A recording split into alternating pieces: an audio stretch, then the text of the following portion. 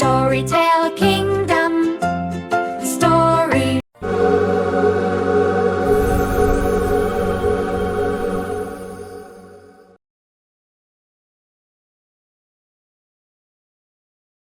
Once upon a time, in a cozy little cottage on the edge of a great, green forest, lived a sweet little girl. Everyone in the village called her Little Red Riding Hood because she always wore a beautiful red velvet cape with a hood that her grandmother had made for her. One bright morning, the sun streamed through the kitchen window as Little Red Riding Hood put on her favorite red cape. Her mother handed her a basket filled with freshly baked bread and sweet strawberry jam. "Take this to your grandmother," she said with a warm smile. "She's feeling a little under the weather. But remember, stay on the path through the forest, and don't talk to any strangers." Little Red Riding Hood promised she would be careful, gave her mother a kiss, and skipped out the door. The cobblestone path wound its way through a meadow bursting with colorful flowers. Birds chirped cheerful songs as they flitted from tree to tree. Little Red Riding Hood held her basket tightly, enjoying the beautiful day. Soon, she reached the edge of the forest. Tall trees formed a canopy overhead, with golden sunlight filtering through the leaves, dappling the ground in shifting patterns of light and shadow.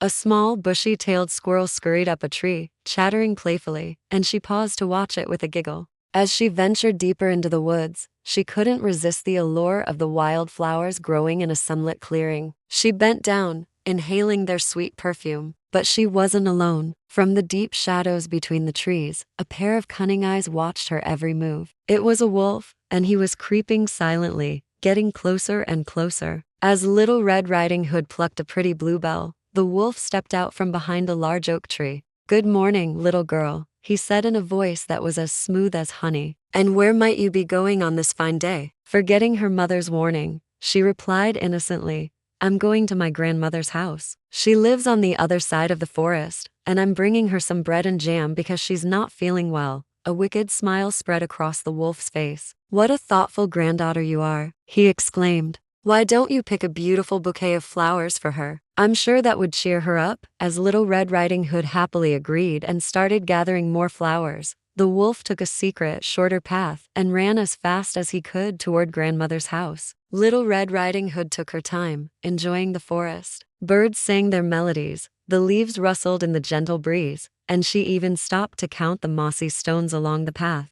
She leaned against a tree for a short rest before gathering a lovely little bouquet for her grandmother. Meanwhile, the wolf had already arrived at the little cottage. He knocked on the door. "Who's there?" called a weak voice from inside. "It's me, Little Red Riding Hood," the wolf replied, trying to make his voice sound high and sweet. "I've brought you some bread and jam."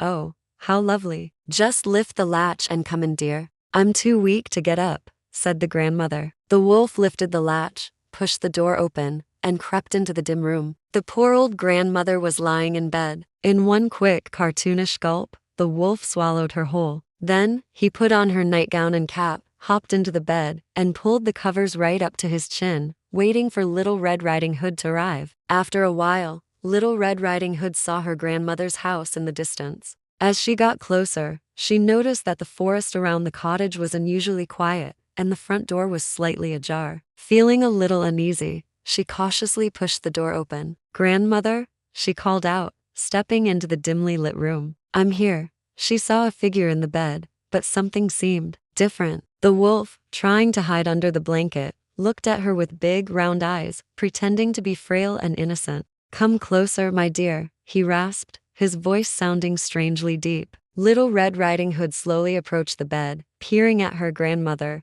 "Oh, grandmother," she said, "what big arms you have." The wolf replied, "All the better to hug you with, my dear." "But grandmother," she continued, "what big ears you have." "All the better to hear you with, my dear." "But grandmother," she said, her voice trembling slightly, "what big teeth you have." The wolf threw back the covers and roared, "All the better to eat you with." He leaped from the bed in a dramatic pounce. But Little Red Riding Hood was quick. She screamed, dodged away from the bed, and bolted for the door. She threw it open, letting a flood of bright sunlight into the dark cottage, and ran for her life. The wolf, comically clumsy in the grandmother's nightgown, chased after her. She sprinted down the forest path, with trees blurring past and leaves flying in the wind. She came to a stream and nimbly jumped from one stepping stone to the next. The wolf, trying to follow, slipped and fell into the water with a huge splash. Seeing her chance, Little Red Riding Hood scrambled up a tall tree, catching her breath high up in the branches. The confused wolf circled the base of the tree, looking up at her, completely stumped. Safe for the moment, she checked her basket. The bread and jam were still perfectly intact. Realizing the wolf couldn't reach her, she carefully climbed down and, with a newfound courage, walked back to her grandmother's house. The door was still closed. She knocked gently. To her immense relief, the door opened, and there stood her grandmother, safe and sound. The wolf, in his haste, hadn't hurt her at all, and she had managed to get out of the cottage after he ran out. Grandmother hugged her granddaughter tightly. Little Red Riding Hood, overjoyed, handed her the basket. They went out into the garden, where the birds had started chirping again and the flowers swayed gently in the breeze. They sat at a small table, enjoying the fresh bread and jam, laughing and playing together. In the distance, they could see the silly wolf, soaking wet and looking very sad, slinking away into the deep woods. Later that evening, Little Red Riding Hood walked home as the sun set, painting the sky in warm, golden colors. She carefully stayed on the path, noticing the little animals jumping around her. When she got home, she and her mother prepared dinner together while she recounted her adventurous day. They sat at the table, sharing stories over hot tea and bread. From her window, she saw the lone wolf sitting on a distant hill under the moon. That night, as grandmother tucked her into bed, she gently removed the little red cape. "You were very brave today," her grandmother whispered, "but it's always wisest to listen to your mother." Little Red Riding Hood closed her eyes, feeling safe, cozy, and happy as moonlight streamed into her peaceful room. And from that day on, Little Red Riding Hood always remembered to stay on the path. Thank you for watching. Don't forget to like and subscribe for more classic stories.